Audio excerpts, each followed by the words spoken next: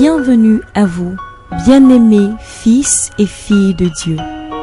Pendant que vous serez en train d'écouter ce message, nous partageons l'intime conviction et la ferme assurance que Dieu continuera de vous bénir et de consolider votre position d'héritier de Dieu et de co-héritier de Jésus-Christ.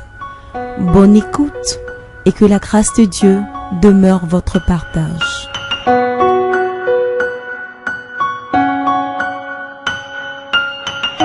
Alors, soyez les bienvenus à ce temps de formation et d'édification spirituelle. Le Seigneur veut, au travers de ce temps, faire du bien à ta vie. Dans le livre de Jean, le chapitre 8, le verset 32, Dieu dit: vous connaîtrez la vérité et la vérité vous rendra libre. Le principe par lequel Dieu apporte la liberté dans la vie de ses enfants, c'est le principe de la connaissance de la vérité. Et dans ce mois de mai, nous avons entrepris de traiter un thème: comment stopper les malédictions qui vous poursuivent. Comment stopper les malédictions qui vous poursuivent. Et le dimanche dernier, nous avons traité le thème suivant: les malédictions, mythes ou réalité. Dans ce thème, nous avons défini ce que c'est que les malédictions. Nous avons vu la réalité des malédictions. Nous avons vu des exemples bibliques qui nous présentent les malédictions et leurs manifestations. Pour tous ceux qui étaient absents, les CD sont disponibles. Les malédictions, mythes ou réalité, le CD est disponible. Vous pouvez vous le procurer tout à l'heure au prix de 1000 francs. Les DVD vidéo sont à 2000 francs. C'était juste l'information que je voulais apporter avant d'aborder ce thème d'aujourd'hui. Le thème d'aujourd'hui, vous l'avez sûrement remarqué sur les prospectus, nous avons mis les différents types de malédictions.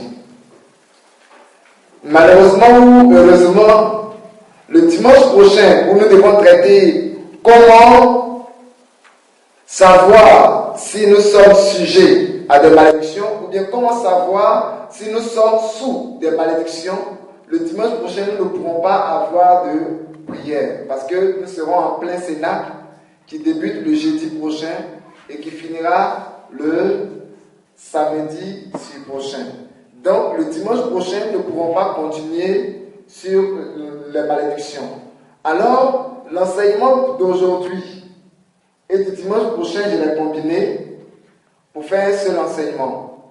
Le titre que je vous donne, le titre reformulé est ceci: les malédictions, type, source et leurs manifestations.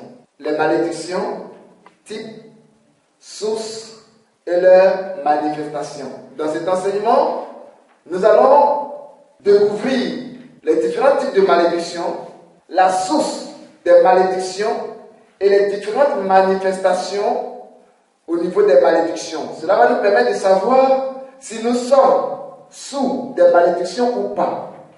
Nous allons découvrir comment on peut être sous une malédiction sans le savoir, ou bien qu'est-ce que nous faisons, qu'est-ce que nous pouvons faire qui déclenche une malédiction dans nos vies. Alors, pour commencer, j'aimerais vous parler de la source de toutes les malédictions. Bien aimé, toutes les malédictions qui existent ont une seule source. Une seule source pour toutes les malédictions qui puissent exister. Le dimanche dernier, dans l'enseignement, nous avons vu que quand Dieu a créé l'homme, quand Dieu a créé l'univers, il a commencé par bénir l'œuvre de ses mains.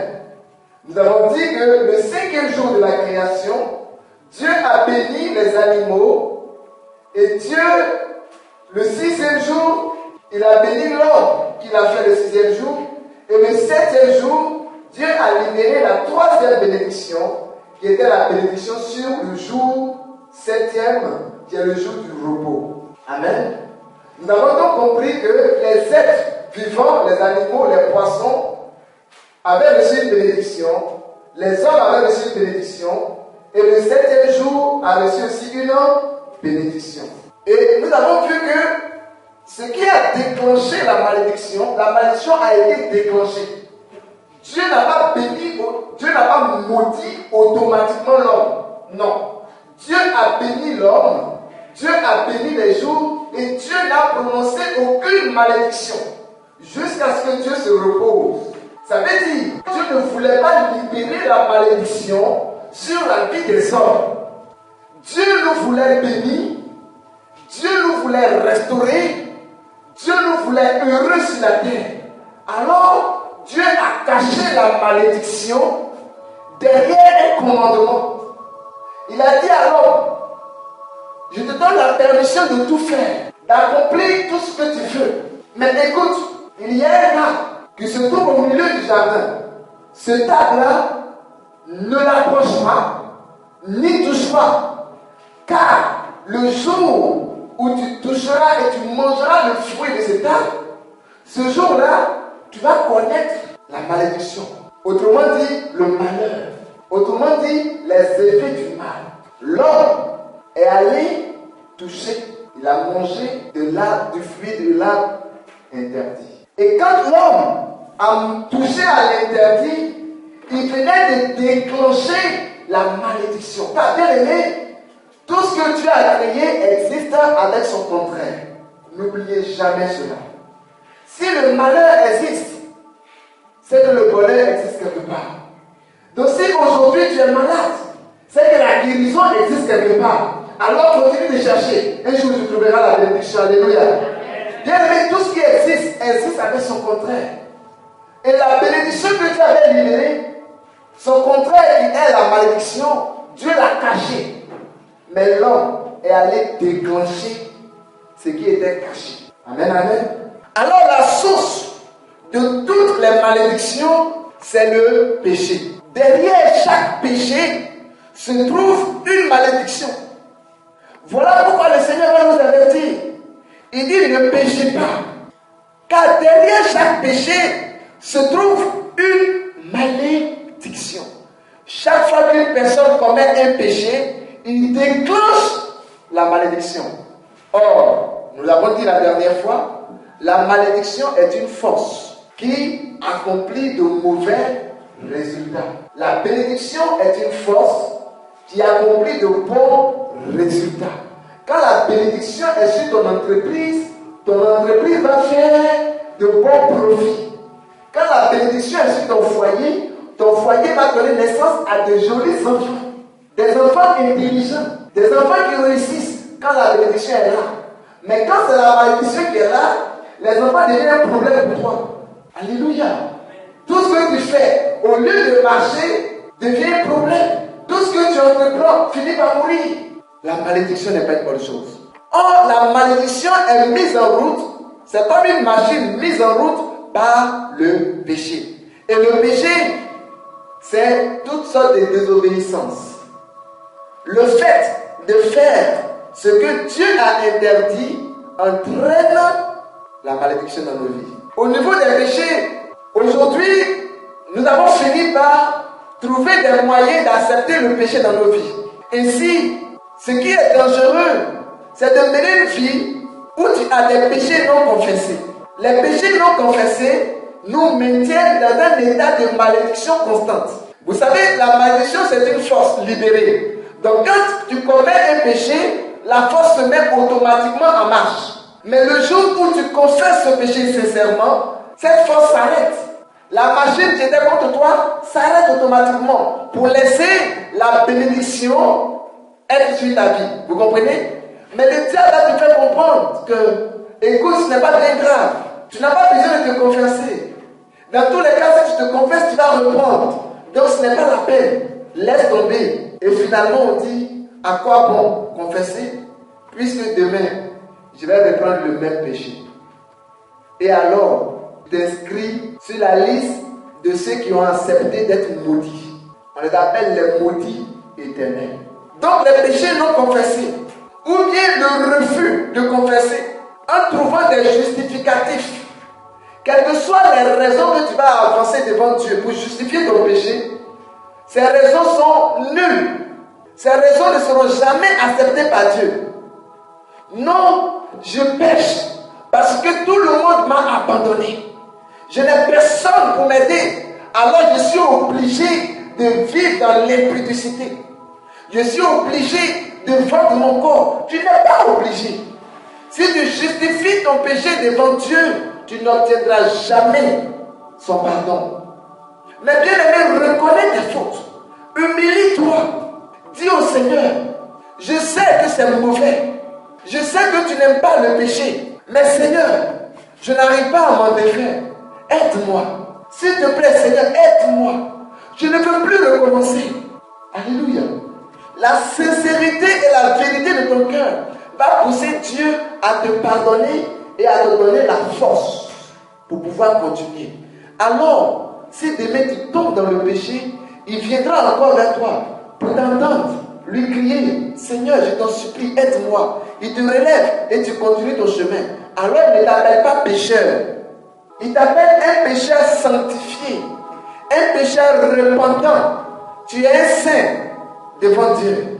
Mais celui qui se plaît dans son péché, qui ne veut même pas y renoncer, celui-là, Dieu le prend comme un pécheur endurci. Bien aimé, les péchés minimisés, quand tu commences à minimiser ton péché, tu commences à dire à Dieu, je n'ai pas droit et je ne veux pas de ta bénédiction. Il ne faut jamais minimiser son péché. Car bien aimé, le péché, aussi petit soit-il, déclenche une force qui va agir contre toi. Oh Seigneur, c'est juste un péché, c'est juste un mensonge. J'ai dit la vérité tout le temps, mais là, j'étais coincé quoi. Il fallait que je mente, sinon on minimise nos péchés. Et ces péchés-là font que nous devenons impies devant Dieu. Bien aimé, même si le péché semble petit à tes yeux, il est assez fort pour entraîner une montagne sur ton chemin. Même si le péché semble insignifiant à tes yeux, il est assez fort pour bloquer la bénédiction que Dieu a déclarée sur ta vie. Manger un fruit. En quoi est-ce que manger un fruit est si terrible? Un arbre qui a produit, Dieu lui a dit ne mange pas. Elle a mangé. Elle a donné à son mari qui en a consommé. En quoi est-ce que le simple fait de manger un fruit puisse libérer tellement de malédictions dans leur vie? Regardez un peu. Écoutez le premier enseignement. Alléluia. Seigneur, c'est un petit vol. Non, ce n'est même pas un vol. J'en avais besoin et j'ai pris. C'est pour toi. Seigneur, c'est-à-dire que c'est pas bien grave, laisse tomber. C'est juste les paquets de rames de l'entreprise. Bon, j'en avais besoin pour mes effets personnels. J'ai pris juste un paquet de rames. Non, j'ai pris juste quelques feuilles. C'est juste un stylo que j'ai emporté chez moi et qui est resté. Bien aimé, tu es un voleur.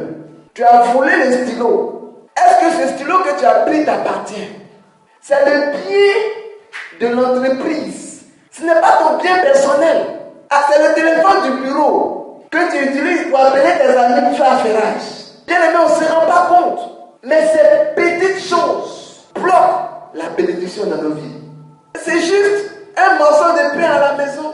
Mais tu sais très bien que ce morceau de pain ne t'appartient pas. Et tu n'as pas osé demander. J'avais faim, donc j'ai pris, j'ai mangé. Alléluia. Non, c'est juste une petite boisson, la sucrerie dans le réfrigérateur. Mais ça ne t'appartient pas. La preuve que c'est un vol. Pendant que tu parlais prendre là, tu as regardé à gauche et à droite pour t'assurer que personne ne te voit. Tu as volé. Parce que si quelqu'un te voyait faire, la personne allait réagir pour te dire attention, ce que tu es en train de faire n'est pas normal, ça ne t'appartient pas. Bien aimé, nous avons tellement laissé nos cœurs être habitués au péché que nous sommes devenus insensibles au péché. Nous péchons sans nous rendre compte. Et nous ne comprenons pas pourquoi ça ne marche pas dans nos vies. Mais pourquoi tout est bloqué dans ma vie. Et on se dit, mais qu'ai-je fait à Dieu pour mériter ça? Mais Seigneur, je t'ai fait moi-même. Pourquoi moi? Toi, parce que tu as déclenché ce qui t'arrive dans ta vie. Alors, bien aimé, quand on parle de péché, on veut parler de tous les actes que nous poussons. Les actes non conformes à la parole de Dieu. Tout ce que nous faisons que Dieu interdit de faire. Par exemple, avoir une bague pour sa sécurité. Un parent t'a dit, pour que tu sois en sécurité, pour que tu aies le bonheur, voici telle bague, ou bien voici telle pommade. Ça attire la chance, ça attire mariage, ça attire le bonheur. Voici tel parfum. Ce parfum-là apporte le bonheur, la chance, la prospérité. Et souvent, on baptise même ces parfums Saint-Michel pour te distraire, pour te tromper. Et alors, tu mets ta confiance dans ces choses. Bien-aimé, le chrétien doit se comporter comme Jacob. Dans le livre de Genèse, chapitre 27, le verset 12, Jacob est approché par sa mère pour lui dire, ton père veut bénir ton grand frère. Mais pendant qu'il est allé chercher le gibier, toi, trompe-le. Je vais te préparer un repas que tu vas lui donner pour voler la bénédiction qui est sur ton père. Jacob dit, maman, et si mon père me touche et qu'il se rend compte que ce n'est pas moi, même s'il est aveugle, en me touchant, il peut savoir parce que je suis différent de mon frère. Et s'il se rend compte que ce n'est pas moi, au lieu de recevoir la bénédiction, je vais recevoir plutôt la malédiction. Donc, Jacob était au courant que si ce n'est pas la bénédiction qui vient, c'est la malédiction. Et il savait que si tu fais de mauvaises choses, que tu fais une mauvaise acte, derrière se trouve quoi? Une malédiction. Voilà pourquoi Joseph va dire à la femme de Potiphar, non, je ne peux pas pécher contre Dieu, pécher contre mon maître et attirer sur moi la malédiction. Je ne peux pas. Parce que bien aimé, les Israélites savaient ce que c'était que la bénédiction et ce que c'est que la malédiction. Et ils étaient vigilants pour ne pas attirer la malédiction dans leur vie.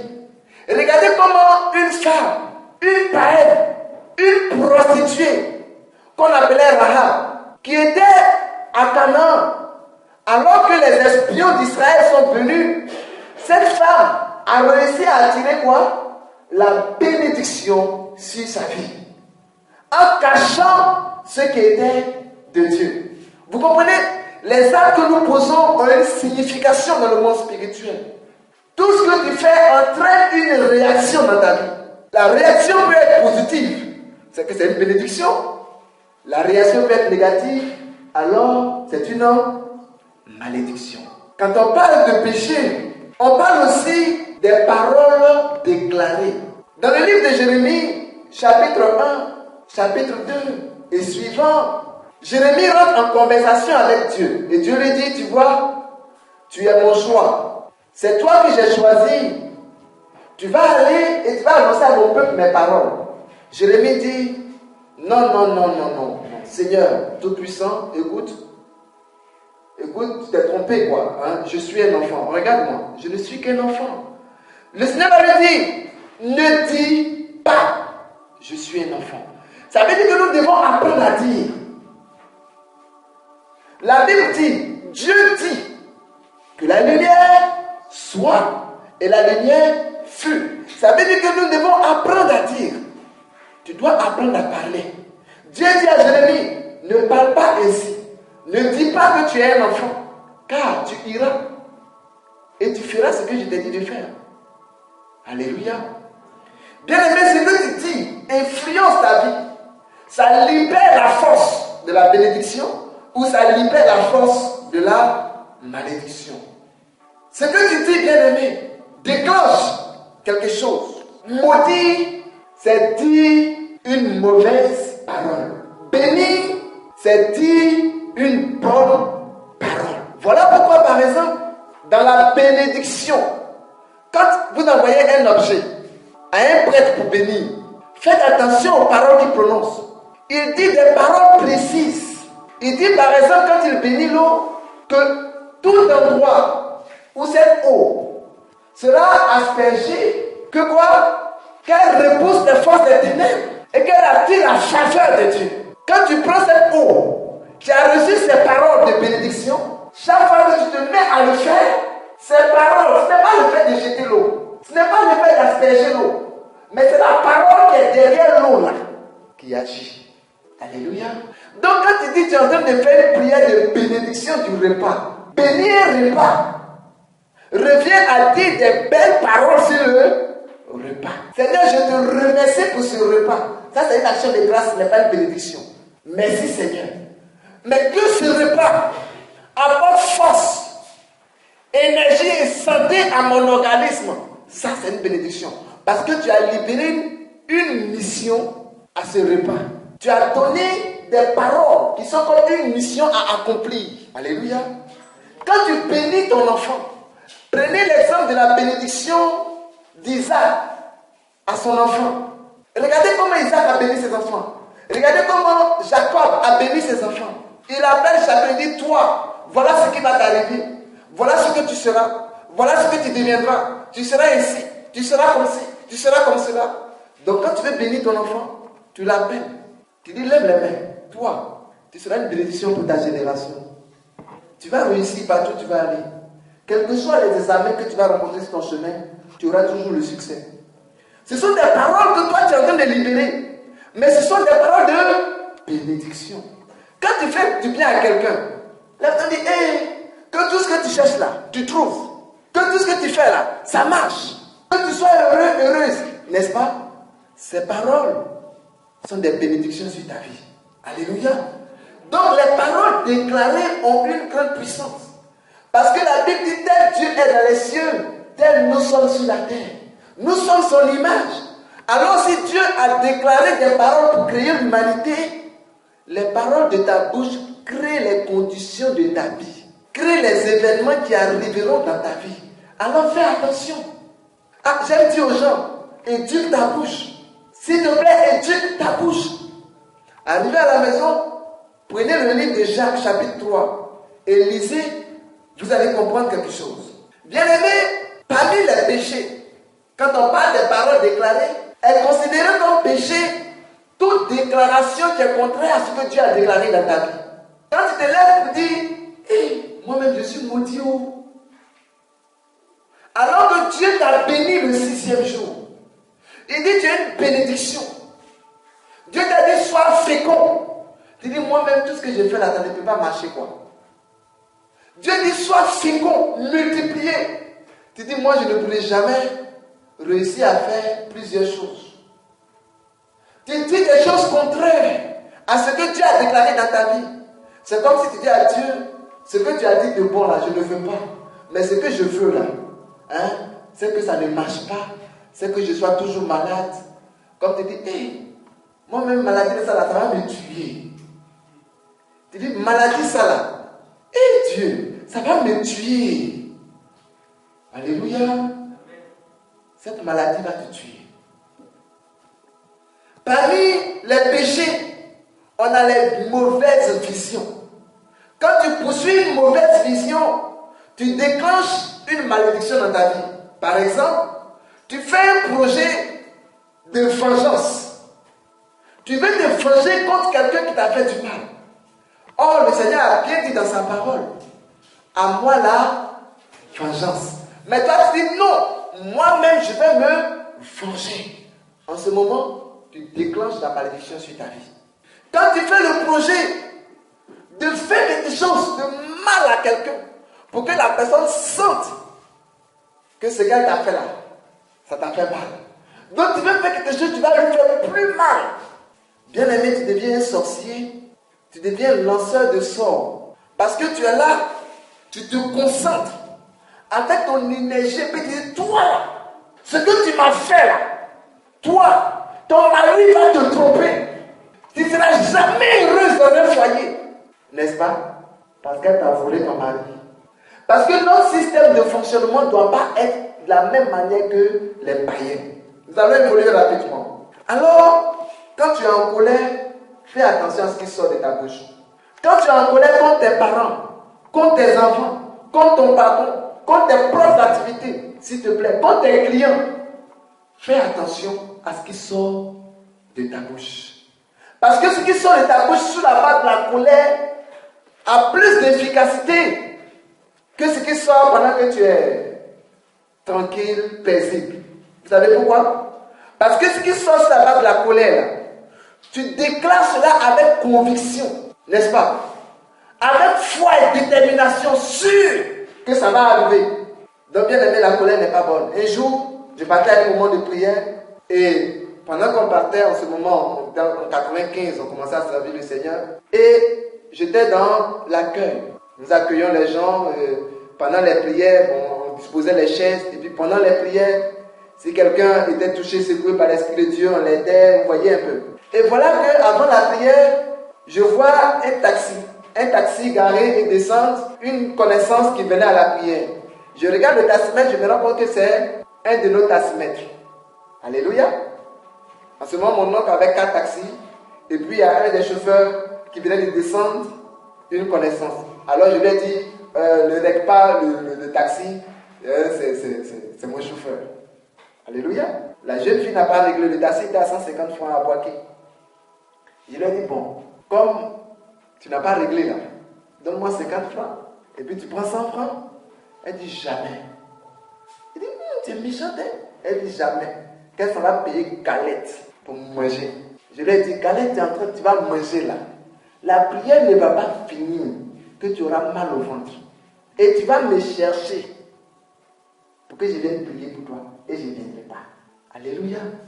J'ai dit ça doucement sous l'effet de la colère. La prière a commencé, nous on circule dans les rangées pendant que les gens prient. Je suis là, elle était descendue avec un de ses petits frères.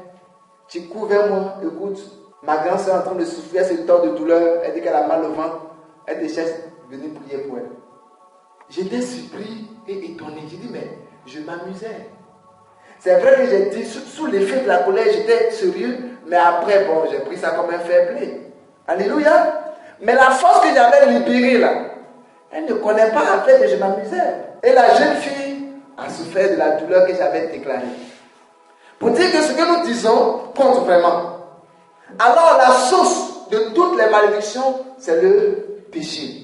Bien aimé, prends la résolution ce soir. Pendant que tu m'entends, pendant que tu écoutes ce message, prends la résolution de traiter tes péchés. Le Seigneur dit, si le pécheur s'approche de lui, reconnaît ses fautes, demande sincèrement pardon, il te pardonne tes péchés et il les oublie. C'est fini. Alors, n'hésite pas à aller te confesser. Va plutôt te confesser. Même s'il faut te confesser 10 fois, va te confesser 10 fois. Le même péché, confesse-le 1000 fois. Dieu les oublie et il considère que c'est la première fois que tu confesses le péché. Ne te laisse pas distraire. Alléluia. Ce qui fait la différence entre les saints et les pécheurs, c'est que le pécheur, quand il pêche, il fuit Dieu. Mais le saint, quand il pêche, il reconnaît ses fautes. Et comme l'enfant prodigue, il court se jeter dans les bras de son Père. Quel que soit le nombre de péchés, Dieu te pardonnera. Le Père Tardif a dit ceci dans un de ses écrits. Les péchés que Dieu ne pardonne pas sont les péchés pour lesquels nous ne demandons pas pardon.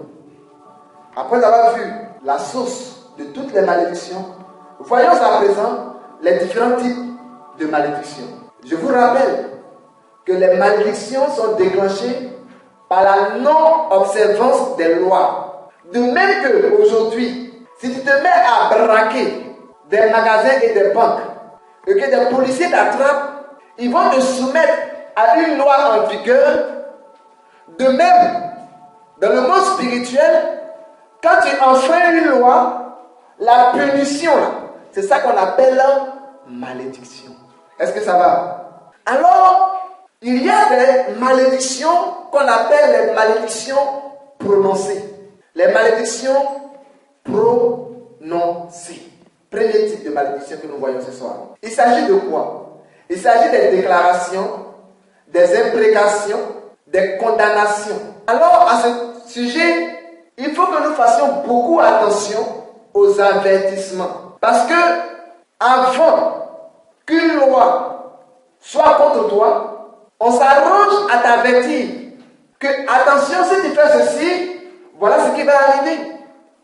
Par exemple, on positionne les feux tricolores. Et il y a des panneaux de signalisation, il y a des marquages au sol sur les routes. Et tout cela représente les côtes de la route. Pour te permettre, pendant que tu es en train de rouler, de respecter les principes pour éviter les accidents. Si toi tu dis je m'enfuis, alors que le feu est rouge, imagine que tu n'as jamais fait d'auto-école, que tu as appris à conduire sur l'état, et que tu enfreins un feu rouge devant un policier. Bon, là il y a deux cas. Soit c'est un vrai, soit c'est un faux. Même si c'est un faux, il va t'arrêter pour te corrompre. Pour prendre pour lui avant que tu continues. Il va t'arrêter parce que tu viens d'enfreindre une loi. Même si tu lui dis, ah, monsieur le policier, monsieur l'agent de la route, je ne savais pas que quand le feu est rouge, il fallait s'arrêter. Ce n'est pas parce que tu ne sais pas que la sentence ne va pas être appliquée. Vous comprenez? Donc il faut faire attention aux avertissements. Alors Dieu, dans sa parole, dans la Bible, nous a donné plusieurs avertissements pour nous montrer les codes de conduite, pour nous montrer là où il faut passer pour ne pas croiser la malédiction sur ton chemin. Les commandements de Dieu, ce sont les panneaux de signalisation pour te dire, attention, si tu passes par ici, tu vas déclencher un malheur. Alors ne le fais pas. Mais quand l'homme aime toujours faire ce qui est interdit, c'est ce qu'on dit qu'il ne faut pas faire. C'est ça on fait. C'est pas ça. Alléluia. Donc il faut faire attention si tu veux prospérer, si tu veux vivre heureux sur la terre, il faut faire attention aux avertissements divins. Dieu nous met en garde de manière précise. Alors fouille dans la parole de Dieu. Cherche à savoir ce que Dieu dit de faire et ce qu'il interdit de faire. Car bien aimé, Dieu ne va pas tolérer ta désobéissance, comme il n'a pas toléré Adam et Ève et le serpent. Vous vous souvenez? Il a dit, le jour où tu en mangeras, tu mourras. Dieu ne changera pas sa parole pour te faire plaisir. Même si tu es le fils, la fille bien-aimée de Dieu, si tu as le péché sur toi, il va te maudire. Et je parle à quelqu'un ce soir. Regardez Jésus-Christ de Nazareth. Dieu le rend témoignage. Celui-ci n'est pas un homme ordinaire. C'est mon fils bien-aimé en qui j'ai mis toute mon affection, toute ma faveur. Écoutez-le. Mais bien-aimé, la Bible dit, le même Jésus n'avait pas changé. Il était toujours le fils le plus beau de tous les hommes. Le même Jésus-là, Dieu l'a abandonné sur la croix. Pourquoi? Parce que le péché de l'humanité était sur lui. Et il dit, Père, pourquoi m'as-tu abandonné? Si vous étiez là, vous allez entendre Dieu dire, tu vois pas le péché qui est sur toi là. Je ne peux pas. Je dois t'abandonner. Tous ceux qui ont le péché sur eux, je les abandonne. Demandez à Adam et Ève, quand ils ont péché, on les a écartés du jardin. Alléluia. La Bible dit que ce sont nos péchés que Jésus a portés. Et comme il a porté les péchés, la Bible dit que c'est une malédiction que d'être crucifié sur une croix. Donc le fait que Jésus soit sur la croix, c'est une malédiction. Mais il a fait cela, il s'est fait une malédiction pour que le contraire de la malédiction vienne sur nos vies. Non, je n'ai pas entendu ton amen. Amen. Donc Dieu l'a abandonné pour un temps, pour que ta malédiction soit crucifiée à la croix. Mais après cela, Dieu est venu à lui, il l'a récupéré. Il a élevé. Oh, j'aime bien ces cantiques-là. Il va me prendre, il va m'arranger, il va me positionner. Jésus va te prendre, il va t'arranger, il va te positionner. Alléluia. Alléluia. Est-ce que tu peux répéter après moi? Jésus va me prendre. Il va m'arranger. Il va me positionner. Jésus va me prendre. Jésus va m'arranger. Jésus va me positionner. Et personne ne pourra s'élever contre moi. Amen. Est-ce que tu peux acclamer le Seigneur?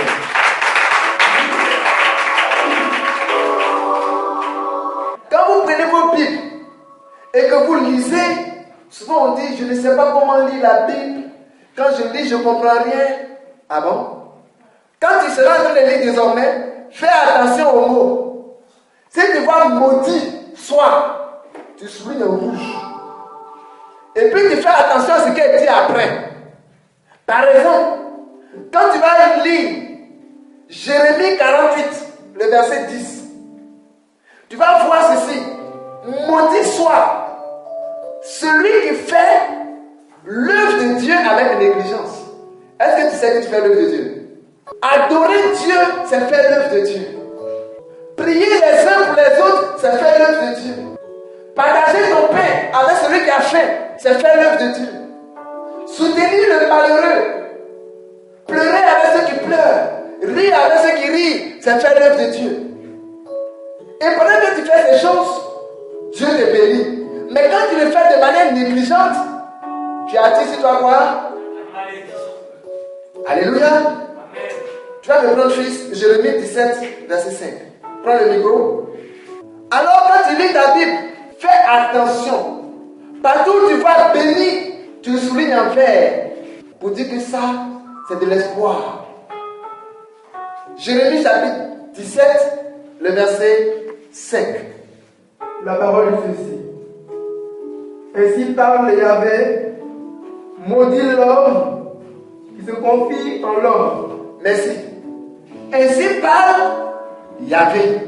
Celui qui a parlé la première fois et la lumière est venue.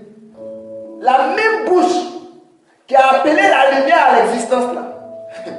La même bouche a parlé. Elle dit quoi?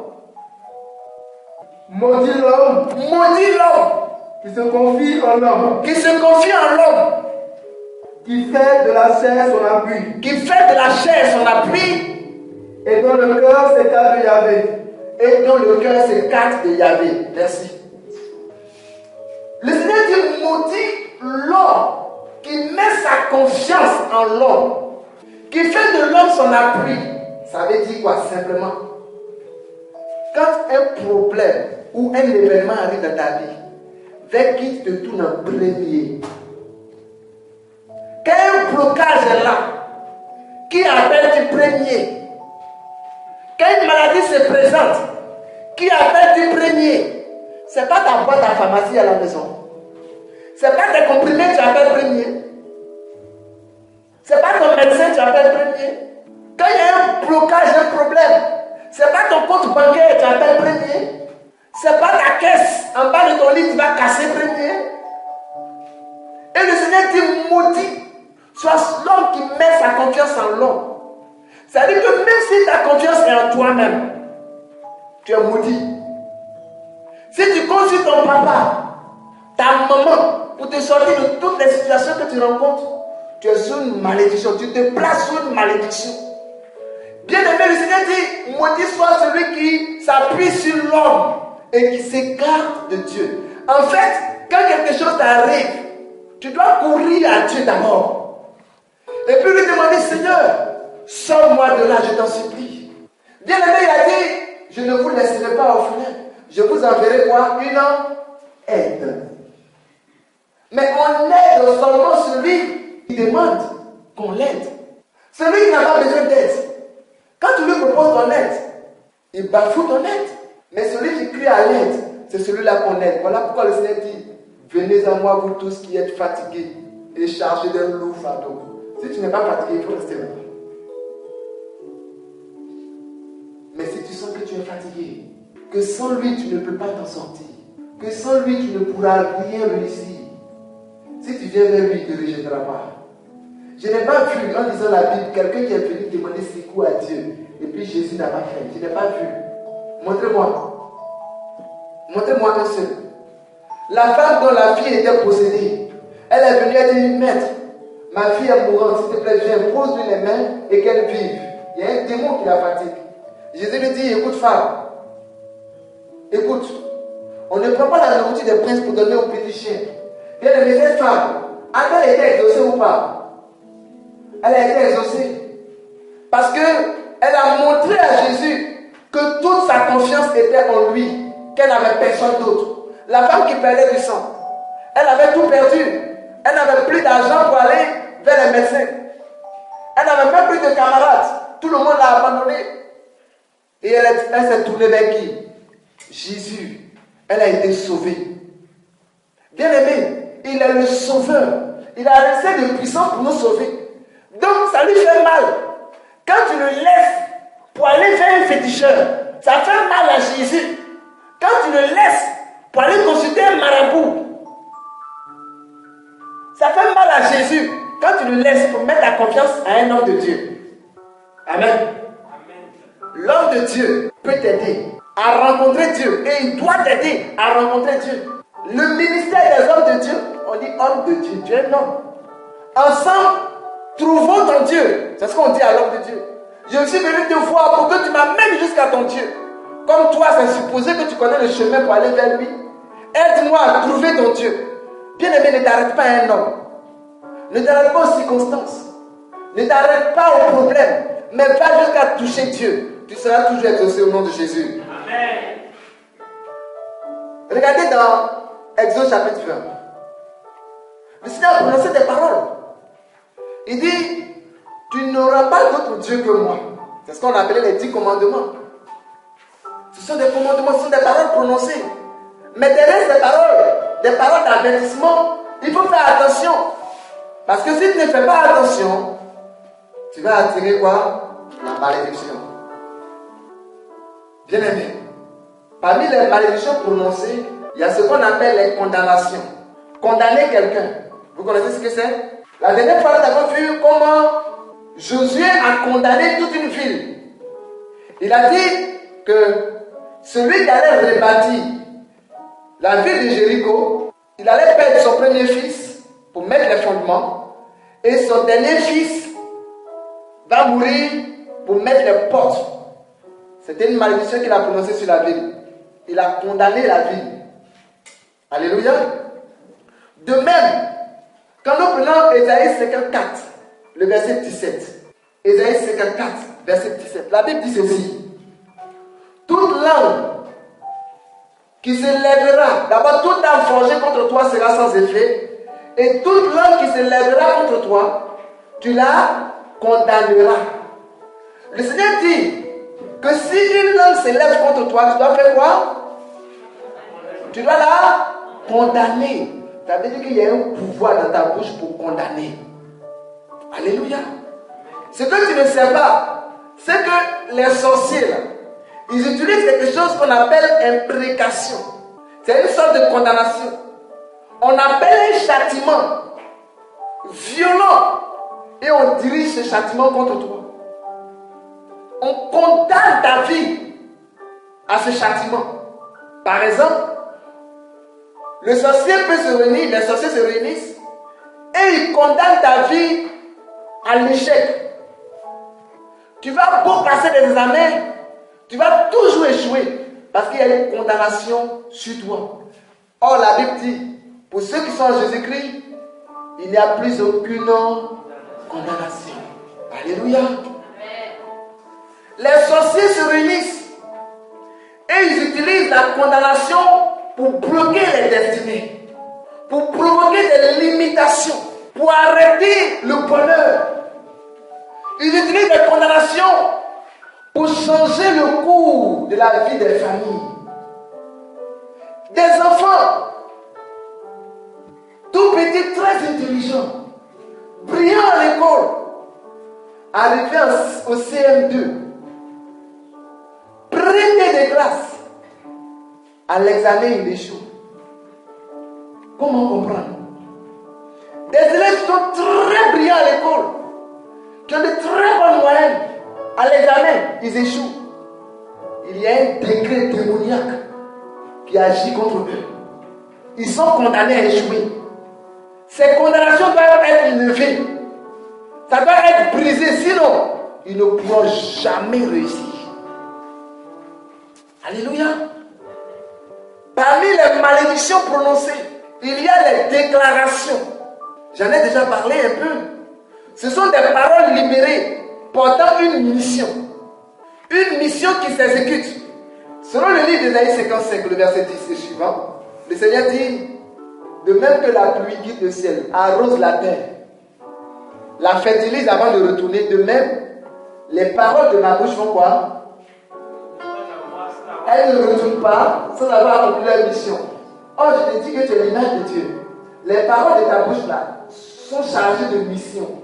Voilà pourquoi même quand tu vas pas bien, et puis on te demande comment tu vas, déclare que tout va bien. Regardez dans la Bible, là, cette femme, elle venait de perdre son fils, que Dieu lui avait donné par miracle. Elle a déposé l'enfant. Elle dit, je vais voir l'homme de Dieu. Son mari demande, mais pourquoi tu vas voir l'homme de Dieu aujourd'hui à cette heure-là? Est-ce qu'il y a un problème? Elle dit, non chérie, continue de travailler au champ. Il n'y a pas de problème. Tout va bien. Et parce que cette femme avait déclaré que tout va bien, elle a vu au finish que tout va bien. Ce qui était venu, la mort qui était venue s'installer sur la vie de son fils, est partie à cause de la déclaration de cette femme. Tout va bien. Ah, mais comment tu vas? Frère, ça ne va pas, hein? Tu crois que parce que tu vas dire ça ne va pas, ça va s'arranger? Tu crois que parce que tu as raconté aux gens tes problèmes, les problèmes vont s'arranger? Ça ne va pas s'empirer. Plus tu racontes tes problèmes, plus ton cœur devient amer, plus tu es triste. Les gens font semblant de te consoler pour se moquer de toi derrière toi. Bien-aimé, raconte tes problèmes à Dieu. Et si Dieu t'a donné un père spirituel, raconte-lui la situation. Lui pourra te porter en prière, t'aider à rencontrer Dieu. Ne raconte pas tes problèmes à tes voisins, à tes voisines. Souvent, le diable va utiliser les événements de ta vie pour te pousser à dire des paroles de destruction sur ta propre vie. Parce qu'il sait qu'il n'a pas le pouvoir de te détruire. Il va te pousser toi-même à déclarer des paroles qui vont te détruire. Moi-même, je sens que je vais échouer. Tu n'as pas encore composé. Tu n'as pas encore vu les épreuves. Tu dis, moi-même, je suis sûr que je vais échouer. Non, cette année-là, je ne suis pas prêt. C'est ce que j'ai eu à dire quand j'étais en terminale C, au lycée classique de Boaké. J'avais une moyenne annuelle de 12,54. Moyenne annuelle, terminale C, 12,54. Et je disais à un ami, Jean-Claude, il dit, non, je ne suis pas satisfait de ma moyenne. Je ne veux pas passer l'examen cette année. J'ai envie de reprendre ma classe pour avoir une moyenne annuelle de 15 ou 16. Là, mon nom serait inscrit parmi les meilleurs élèves du lycée classique. Parce que, bien aimé, pour avoir ton nom inscrit sur le tableau des meilleurs élèves qui ont marqué le lycée classique, il fallait 14. Mon ami m'a dit, tu sais, va passer l'examen si tu as échoué, parce que je ne voulais même pas me présenter. Si tu as échoué, ce n'est pas grave, l'année prochaine tu pourras reprendre. Mais au lieu de ne pas aller passer du tout et dire que tu vas attendre, c'est pas bien. Il m'a convaincu, je suis allé présenter, mais je suis parti dans l'espoir d'échouer. Bien aimé, j'étais malade là, dans la tête. C'est ainsi que souvent nous avançons, malade dans la tête, parce que tu n'as pas la vision que Dieu veut pour toi. Et je passe l'examen, je compose comme ça. Et après les examens, les gens me demandent, mais comment ça a été? Regardez, je commence à changer de parole. Je dis, en vrai, je n'ai rien fait de bon. Je n'ai rien écrit. Mais je suis sûr que l'examen là, je l'aurai, Jésus me l'accordera. Quand je fais un inventaire, une estimation de mes points, je ne pouvais pas avoir 100 points. Terminal C. Mais quand on me demande, plus de 80 personnes, je ne sais pas, vous voyez souvent, avant qu'une bénédiction ne vienne, il y a l'épreuve qui vient tester ta foi. Tous ceux qui me rencontrent me demandent ça a été comment, je leur donne toujours la même réponse. Je n'ai rien écrit, mais cet examen-là, Jésus va me l'accorder. Et la preuve à la proclamation des résultats, je suis allé faire candidat approché parce qu'il était sûr que j'allais avoir. Et quand on a dit candidat approché, je me suis approché, ils ont donné les résultats, j'ai eu mention passable. Quand je suis allé voir mon résultat, j'ai pris mes points, j'ai eu 200,00. Pour me dire que ce que tu as fait effectivement ne pouvait pas te donner. Mais Jésus a mis sa main, il m'a poussé un peu. Il m'a poussé, il m'a repêché. Bien aimé, ce que tu as dans la tête, pendant que tu es en train de vivre là, ça attire la bénédiction ou la malédiction. J'ai failli me créer des problèmes. Et ça ne s'est pas arrêté là. Je vais vous dire le reste après. Pour te dire que ce que tu prononces peut être dangereux. Souvent tu regardes ton enfant, tu dis, tu joues dans le sable là, tu vas tomber malade. Bien aimé, les enfants ont mangé sable. Toi-même tu as mangé sable. Ça ne t'a pas rendu malade. Parce que personne n'a déclaré que tu vas être malade. Toi-même tu vois un enfant manger sable. On dit, maman, il mange le sable. Tu dis, oh laisse, il n'y a rien. C'est pas ça. Parce que tu as la foi que les enfants là, ça n'a rien leur faire. Quand tu vas tomber malade ici là, tu vas voir. Tout ce qui sort de notre bouche, c'est pas bon. Regardez un peu les Européens, vous regardez pas les filles. Regardez comment ils parlent à leurs enfants. Regardez comment ils les appellent. Champion. Moi j'appelle tous mes fils spirituels trésors. Tu es un trésor. On est un trésor. C'est quelque chose de rare. Que les gens recherchent, n'est-ce pas? Donc pour te dire qu'on va te rechercher dans la vie. Dans tous les domaines de ta vie, ils vont te rechercher. J'appelle tous mes fils spirituels des champions. Parce que ce sont les champions qui sont célébrés. Ce sont les champions qu'on positionne sur la haute marche du podium. Et je leur dis simplement que, quels que soient les championnats que vous allez affronter dans la vie, vous serez toujours les vainqueurs. Amen. Alléluia. Amen. Il faut apprendre à parler à tes enfants. Parle d'eux, même quand ils ne sont pas là. Mon enfant là, il est exceptionnel. Quand même, tu sais que ton enfant là, même, c'est un canc. Mais tu dis non, il n'y a pas son deux. Alléluia. Dis de belles paroles sur lui. Quand tu parles de lui aux gens, parle du bien de lui. Même si tu sais qu'il n'est pas bien, mais parle du bien de lui. Ça va attirer la faveur de Dieu sur sa vie. Parce que c'est ce que tu veux pour lui que tu déclares de ta bouche. Alléluia. Alléluia. Deuxième type de malédiction. Après les malédictions prononcées, on a les malédictions héritées. Héritage de malédiction. Yaakov. Je parle à quelqu'un ce soir. Yaakov. L'héritage que tes parents t'ont laissé là, c'est problème. Yaakov. Dis à ton voisin, ça va aller. Bien aimé, nos parents devaient nous laisser un héritage spirituel, un héritage social, un héritage financier. Mais l'héritage que nos parents ont laissé là, ce sont des adorations, des fétiches. Ce sont des sacrifices qu'ils ont fait au génie. La preuve, le nom même on a donné là, c'est le nom des génies. Aséus. Comment tu peux appeler ton enfant Aséus? Zueba. Enfant de l'eau. On t'appelle Usim, qui est le nom de l'eau. Tanoé. Pour rendre ça un peu beau, on dit Tano. C'est la même chose. Alléluia. Vous n'avez pas remarqué que les gens qu'on appelle Dieu donné, c'est un don de Dieu. Et un don de Dieu est parfait. Les gens qu'on appelle Niamien, ils réussissent même pas le mari. Alléluia. Mon oncle voulait appeler son fils Jean-Jacques Rivière. Quand ses parents l'ont ramené à l'autre, d'autres on appelle Franck le Bœuf. Toi, de tous les noms qui existent là, c'est Bœuf. D'autres on appelle Catherine Mouton. Alléluia. Dans les malédictions héritées, c'est un transfert. Eux, ils ont fait, ils sont morts. L'héritage là, tu prends. Que tu le veuilles ou pas, ça vient sur toi à cause du lien de sang. Dans le sang que tes parents t'ont donné pour te donner la vie, se trouve leur vie, leur histoire.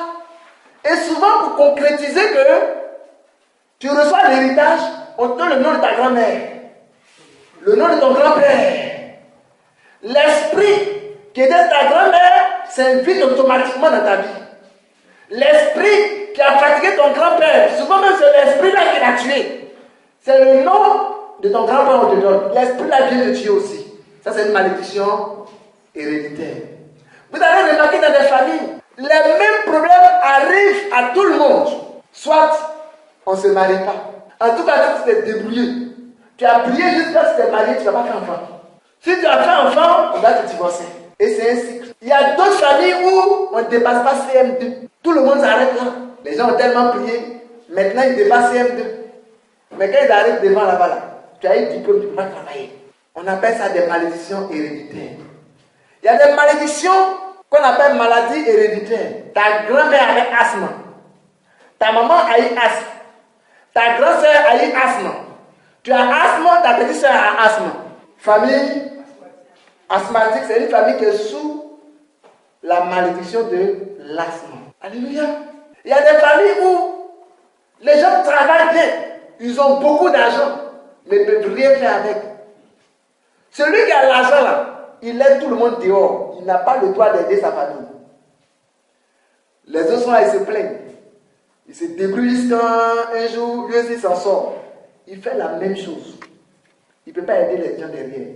Parce que la famille est maudite. Alléluia. Malédiction du nom. Comment quelqu'un on appelle Yopoué? En langue, ça veut dire caillou. Donc ta vie là, tu dis, hey, c'est dur, mais c'est normal. Tu as dit avec caillou mou. Alléluia. C'est normal que ce soit dur. Quelqu'un qu'on appelle Yalé. Yalé. Ça veut dire quoi? Malheur, souffrance. La maman de Benjamin, dans la Bible, voulait l'appeler Ben Oni. C'est ça, non? Elle dit parce que je l'ai enfanté dans la douleur. Donc lui là, c'est douleur. Je l'appelle douleur. Ça ne m'a pas dit jamais. On ne l'appellera pas douleur. On l'appelle Benjamin. Alléluia. Regardez comment Dieu parle de son fils. Celui-ci est mon fils bien-aimé. Regardez le nom qu'il lui a donné. Jésus. Ça veut dire Dieu sauve. Emmanuel. C'est-à-dire que Dieu est avec nous. Donc, en fait, il a dit la faveur de Dieu sur lui, sur cet enfant. Il va progresser, évoluer, réussir. Souvent, on dit non, il faut me donner un nom chrétien pour mon enfant. Mais le nom africain, là, c'est gâté. Il y a un nom chrétien, d'accord, mais le nom africain, là. Alléluia. Ça, c'était les malédictions héritées. Le Seigneur dit dans Exode 20, verset 5, qu'il punit la faute des pères sur les enfants jusqu'à la 3e et à la 4e génération. Peut-être que tu es en train de payer pour les fautes de ton papa. Voilà pourquoi, quand tu rentres en prière et que Dieu te met à cœur de te repentir pour tes parents, il ne faut pas jouer avec. Il faut supplier Dieu pour les péchés de tes pères. Demande pardon. Demande au sang de Jésus de laver ses péchés, d'effacer leur empreinte sur toi. Maintenant, quand tu finis, démon, esprit impur, qui avait poursuivi mes parents, qui avait attaqué et qui les avait eus. Écoutez-moi très bien. Moi, j'ai fait alliance avec Jésus. Je suis une nouvelle créature. Votre mission s'arrête à mon niveau. Je vous ordonne de vous tenir loin de moi. Amen. Au nom de Jésus. Amen. Toutes vos programmations d'aujourd'hui et futur, j'arrête cela, je déprogramme cela au nom de Jésus. Amen. C'est ça qu'on appelle régner. Et c'est ce que les chrétiens doivent faire au lieu de pleurnicher. Alléluia. Amen. Les différents types de malédictions. Troisième malédiction, les malédictions par contact. Je vais aller très rapidement pour qu'on puisse finir. Les malédictions par contact. Certains lieux sont des lieux maudits. Quand tu rentres dans ces lieux, automatiquement tu reçois une malédiction. Certains villages sont maudits. Certaines villes sont maudites. Certains pays même sont maudits. Quand tu rentres dans ces pays, tu peux déclencher la malédiction si tu n'es pas couvert par le Seigneur. Alléluia. Les malédictions de contact, on a dans ces malédictions-là, dans cette catégorie, on a les gris-gris. Si tu as prié, joué un gris-gris pour mettre sur toi, tu as donné l'accord à la malédiction d'être sur toi. Si tu as accompagné quelqu'un pour aller consulter un féticheur, la malédiction est sur toi. Si même tu as montré la maison du féticheur au gars, la malédiction est sur toi. Tu partages la malédiction que la personne allait prendre. Certains sectes, comme franc-maçonnerie, Rose 3 et Kanka, ces sectes mystiques-là, Quand tu rentres dedans, tu prends la malédiction qui s'y trouve. On ne peut pas être chrétien et franc-maçon. Les gens disent non, on peut être chrétien et rosicrucien. Où ça? On peut être chrétien et puis écanquiste. Où ça? On peut être chrétien maïkari. Alléluia. Tu n'es ni chaud, ni froid. Je te promets. Si tu utilises des outils sataniques, parfum de bonheur, encens de bonheur, big clap, tout ça. Alléluia. Si tu as chez toi des livres mystiques, cela attire, cela est comme un hôtel qui attire les démons, donc qui attire la malédiction sur toi. Les livres mystiques. Peut-être que c'est ton grand frère qui a fait, il a lu, et puis il a laissé chez toi, et puis il est parti. Ça est là. C'est un point de contact. C'est une malédiction de contact. Certaines personnes, même quand tu les salues comme ça, tu prends malédiction. Malédiction par le contact, la salutation. Alléluia. Mais, bien aimé, ce qui est intéressant, c'est que tant que tu es en faveur de Dieu, tant que tu es en bon terme avec ton Dieu, voilà pourquoi tu ne dois pas durer avec ton péché. Tu as commis le péché rapidement, 6 places là, tu demandes pardon, et puis tu vas te confesser. Déjà, tu es couvert par le sang de Jésus. Alléluia. Vous savez, si nous devions contrôler tout ça là, on était morts. Mais tu ne peux pas. Les aubergines que tu vas acheter au marché, c'est toi qui as planté. La terre là, tu sais quel esprit a été invoqué là? Le cultivateur, tu sais quel démon il adore? Ce démon là est derrière l'aubergine. Le vendeur, grossiste qui a payé, il a fait des sacrifices pour que ses affaires marchent. Il a invité un deuxième démon derrière, l'aubergine. Le détaillant qui va au marché, il a fait sacrifice sur sa table de marché. Avant de vendre, il y a un démon qui a été invité encore là. 3 gros démons sont arrêtés. Et puis tu viens les acheter. Venez avec moi à la maison.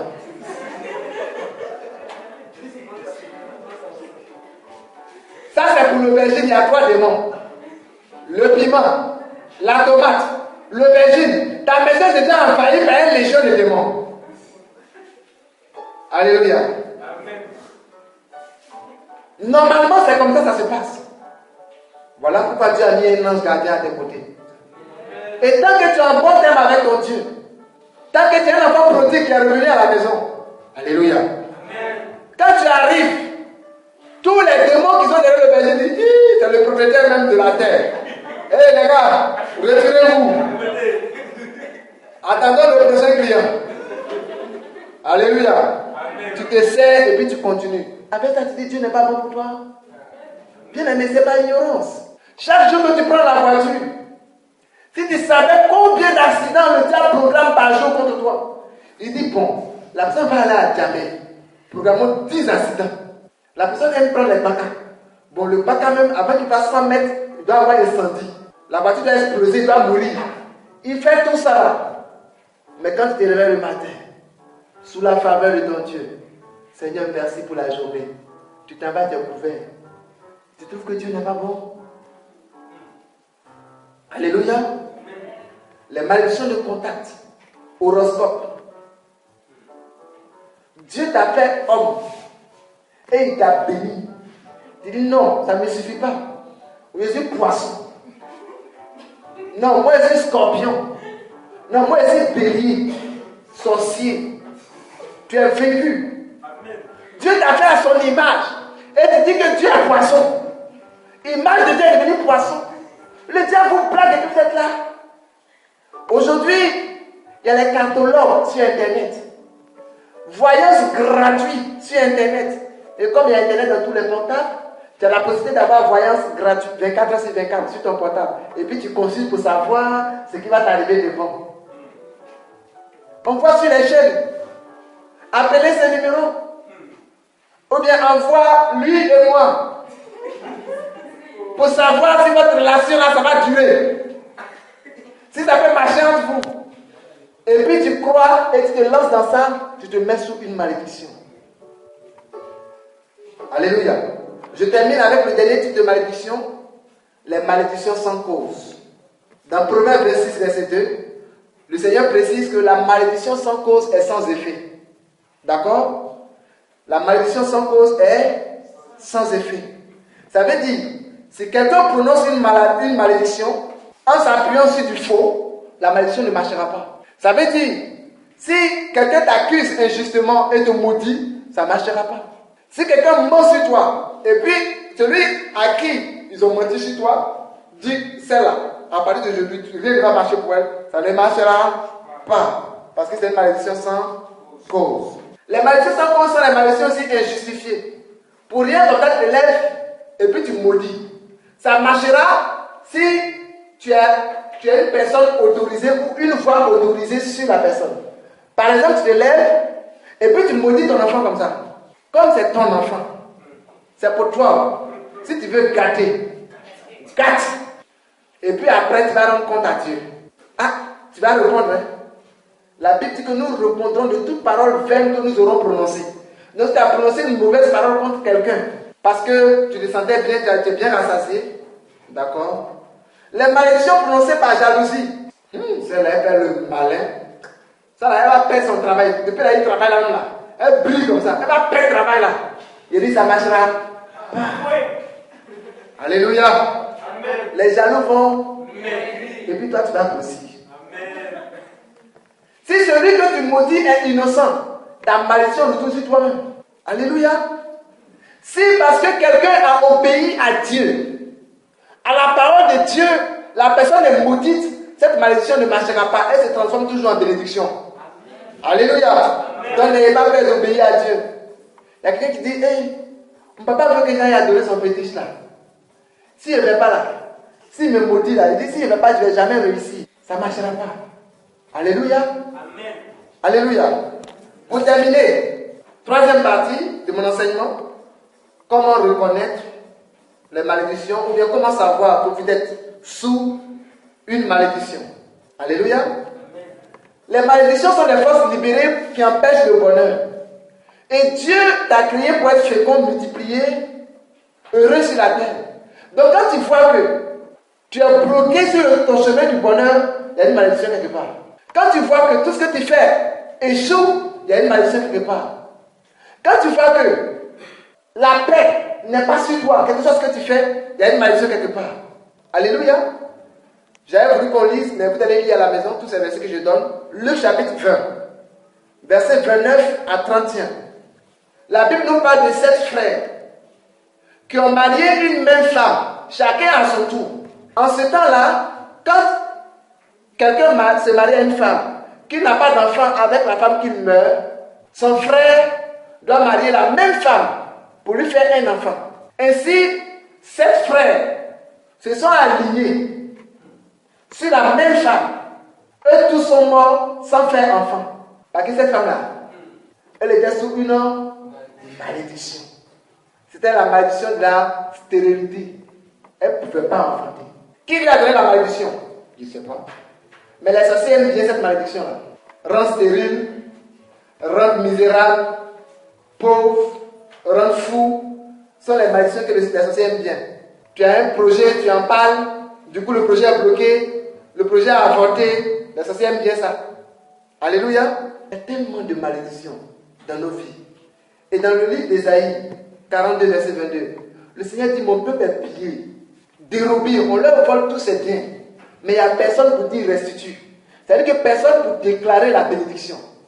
Bien aimé, quand le diable crée la malédiction, il faut que tu déclares la bénédiction pour briser la malédiction, sinon ça ne marchera pas. Donc quand tu vois qu'il y a beaucoup de blocages dans ta vie, ne lève pas la voix pour te plaindre à Dieu, pour maudire Dieu, non. Mais lève la voix pour briser la malédiction.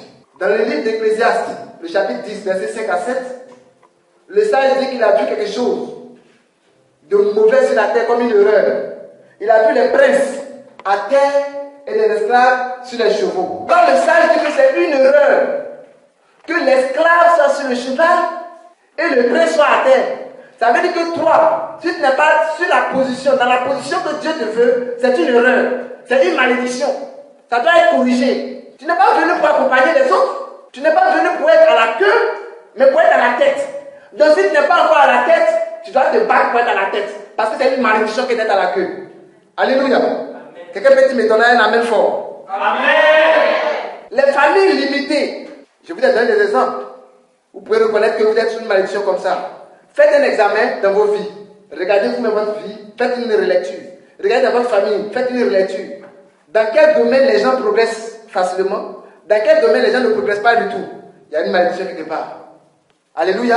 Tu peux trouver beaucoup de malédictions, comme les échecs à des concours, les échecs scolaires, le chômage, les problèmes de stérilité, tout ça. On reconnaît une malédiction par la présence d'un problème qui persiste et que personne n'arrive à résoudre.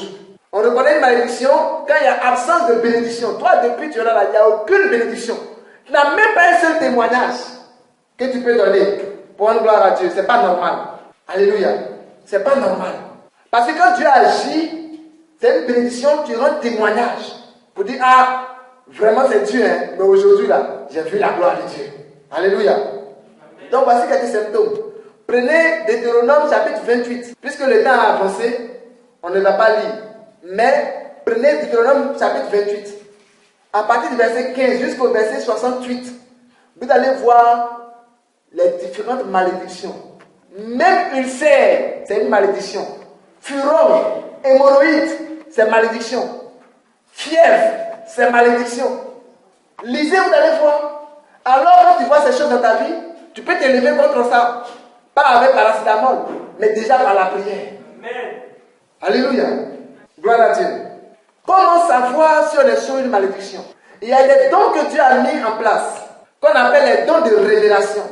Par exemple, des paroles de connaissance, des prophéties, etc. Tu peux savoir si tu es sur une malédiction au travers des rêves. Il y a des rêves qui reviennent constamment dans ta vie.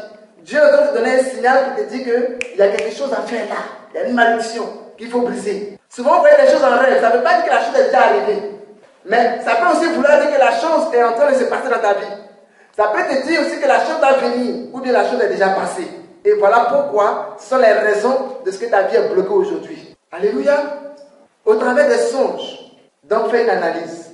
Le travail que tu vas faire cette semaine et la semaine prochaine, avant la prochaine rencontre, c'est de chercher à savoir quelles sont les différentes malédictions qui sont sur ta vie. Et puis tu vas les noter sur une feuille pour la prochaine fois. D'accord? Alléluia. Je vais vous donner un témoignage pour terminer, le témoignage de ma vie. Comment je suis sorti d'une malédiction qui a failli m'empêcher d'avoir le succès à mon examen de maîtrise. Après le bac, je suis allé en sciences économiques, j'étais au l'état de sciences économiques et développement à Boaké. J'ai fait la première année, la deuxième année, la licence et la maîtrise sans faute.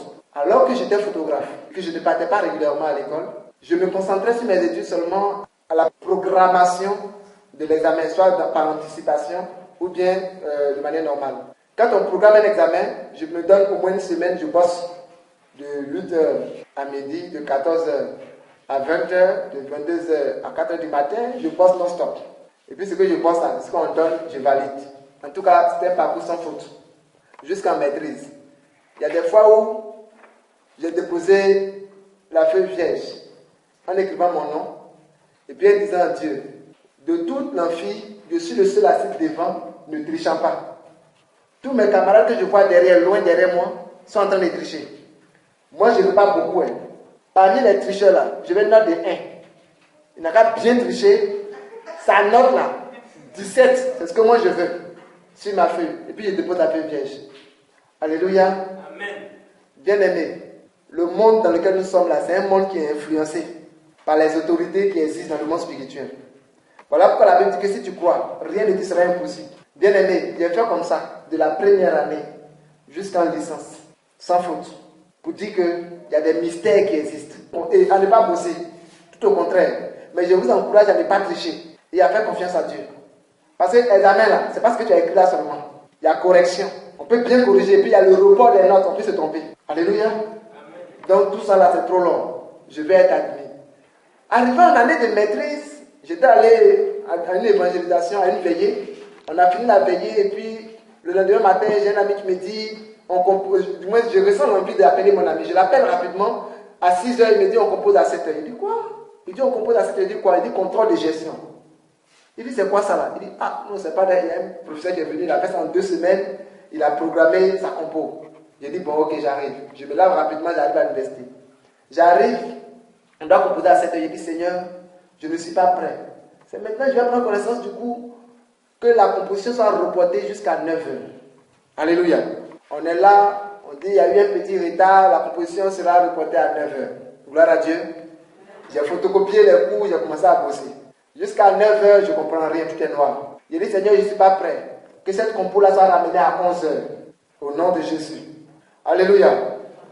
Bien-aimé, j'étais en train de faire des expériences de la puissance de Dieu. Je crois alors, désormais, que Josué a vraiment arrêté le soleil pendant 24 heures, c'est vrai. Élie a arrêté la pluie pendant 3 heures et demie, c'est vrai. Parce que ce jour-là, le délégué est venu dire, il y a eu des fuites. Que le sujet que le professeur a préparé là, c'est déjà sorti, les gens ont déjà le sujet et tout ça. Donc, le professeur a dit, il est en train de faire le tirage d'un deuxième sujet. Donc, c'est sur ce sujet qu'on va composer, mais ça sera à 11h. Alléluia. Amen. Je suis assis là, serein. Je contrôle les événements et les circonstances.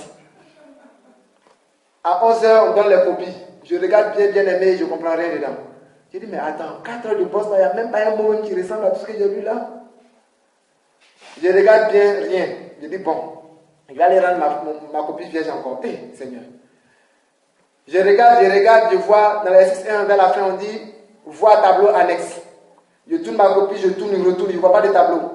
Je prends ma feuille, je remplis rapidement. Exercice 1. Compte tenu de l'absence du tableau annexe, cet exercice ne peut être résolu. Au moins, je vais me lever pour aller déposer ma feuille. On dit, excusez-nous, on a oublié le tableau. Ils sont venus, ils ont recopié le tableau de l'exercice sur le tableau noir. Ils disent, donnez-moi une nouvelle feuille. J'ai changé de feuille, je suis bloqué. Un jeune assis devant là-bas me voit, il sait que c'est chaud. Il voit, j'ai sué, il dit, je vais venir t'aider. Il dit, va venir gâter mon médicament. Il faut rester là-bas. Il dit, non, je viens t'aider. Il m'énervait tellement, j'ai recopié le tableau qu'ils ont copié là. Il n'a rien mis dedans, j'ai recopié simplement sur ma feuille. Je suis allé déposer la feuille. Puis je suis parti à la maison. Alléluia. Résultat validé. Qui fait ça? C'est Jésus qui fait ça. Alléluia. En fait, ma foi était trop terrible. Je ne pouvais même pas douter une seule seconde que ça n'a pas marché. Moi, j'ai dit, des païens comme ça, ils sont en train de tricher. Moi, je ne veux pas ma note là. Je fais pour un. C'était ma seule philosophie. Je fais la note de quelqu'un, un tricheur, un bon, je ne veux pas les mauvais tricheurs là. Un bon tricheur, je fais sa note. Et puis ça marchait. Dernière composition de l'année. On a fait banque et bourse, on devait faire gestion financière. Je m'avais fait veiller encore le lendemain matin. Cette fois-ci, je suis au courant depuis qu'on doit composer.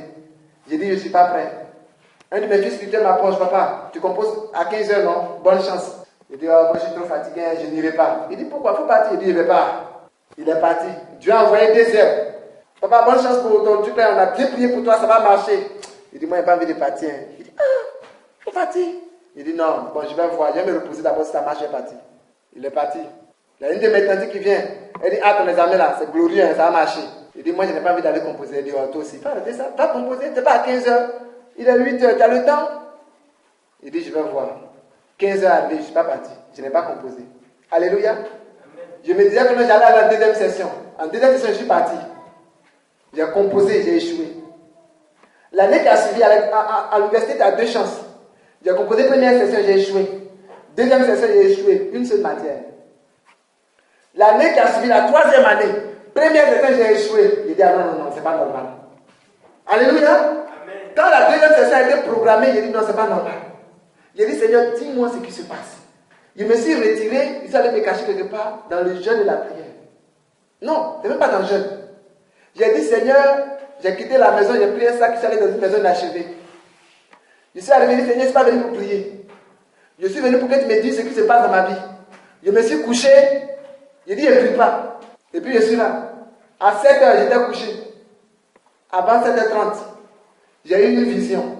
Et le Seigneur va m'expliquer, je vous détaille le détail de la vision. Et puis le Seigneur va me dire que, bon, je vous donne en même temps parce que c'est important. J'étais à l'université en train de composer à un concours. Et puis j'avais mon portable sur la table. Vous voyez, on dépose des portables devant là. Mon portable était fermé et le portable s'est mis à sonner. Donc, l'examinateur dit, mais écoute, c'est à qui ce portable? Il dit, c'est à moi. Il dit, mais viens prendre ton portable. Je prends le portable, je vais éteindre le portable, ça ne se fait pas. Il dit, bon, sors. Mets-toi dehors, tu vas éteindre. Quand tu vas réussir à éteindre, tu vas rentrer. Je sors, je vais éteindre, j'appuie, ça ne s'éteint pas. Du coup, il y a des petits serpents qui sortent à côté du portable. Ils sortent de toutes parts. Donc, j'ai laissé tomber le portable. Le portable est devenu comme un mille pattes qui se déplace. C'est-à-dire que, Vous voyez les différentes séquences sont sorties, déplace le portable. Moi, c'est dit l'Espagne, j'ai oublié la compo. Et le portable est tombé dans les airs. Il n'y avait pas d'air, il y avait juste des petits trucs. C'est devenu beaucoup d'air touffu. Et je tourne, je dis, ah! Puis j'ai arrêté, il y a un monsieur qui s'approchait et dit, tu sais ce qui se passe dans ta vie? Je dis non. Il dit, quand tu avais 14 ans, tu es allé au village. Et là-bas, une malédiction a été déclarée sur ta vie. Ça devait se manifester 12 ans après. Tu es dans la 12e année, tu es tombé dedans. Voilà pourquoi tout ça là t'arrive. Et puis je me suis réveillé. Il dit, hein? Seigneur, je ne comprends pas, explique-moi. Je me suis couché encore. J'ai fait un autre rêve. J'étais dans une salle de classe. Et puis on appelait chacun, tu dois te présenter, dis le nom de ton village. Je me suis levé et dit le nom de mon village. Je me suis assis, je me suis réveillé. Il dit, Seigneur, je ne comprends pas. Et puis il va m'expliquer. Je me mets à calculer que lorsque la malédiction avait été lancée, je suis allé au village et puis j'avais en ce moment 14 ans. Et quand je calcule, à 26 ans, j'étais en année de maîtrise.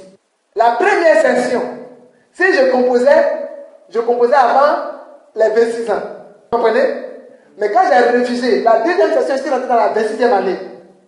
Donc désormais, la malédiction avait été déclenchée. Donc, ça faisait 5, j'avais fait 4 compos avec échec parce que j'étais sous une malédiction. Il dit, ah. Le Seigneur m'a dit que c'était une limitation. On t'a limité, on dit à partir de la 26e année, tu es limité. Tout ce que tu fais, ça ne marche pas. Voilà pourquoi tout ce que tu faisais là, même quand tu n'écrivais rien, je te permettais d'avoir. Voilà pourquoi j'ai envoyé 3 personnes pour te dire de composer. Tu t'es entêté. Tu as dit que tu n'étais pas prêt. Les autres fois, tu étais prêt. Ce n'est pas moi qui te donnais le succès. Il dit, si Seigneur. Il dit, ah. Alors comment stopper cette malédiction? Alléluia. On le verra le dimanche 24. Comment j'ai stoppé cette malédiction? Comme c'est le thème du prochain enseignement, quand on arrivera là-bas, je vais vous dire comment j'ai stoppé cette malédiction et vous montrer comment vous pouvez procéder pour arrêter toutes les malédictions qui agissent contre vous. Alléluia. Amen. Si cet enseignement t'a fait du bien, tu vas te lever et acclamer fortement le Seigneur.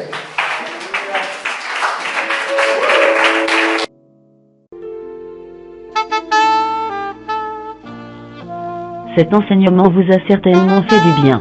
Pour commander d'autres enseignements du modérateur Armand de la Croix, ou, pour rencontrer l'homme de Dieu, appelez au 07 32 95 65. 07 32 95 65. Que Dieu vous bénisse.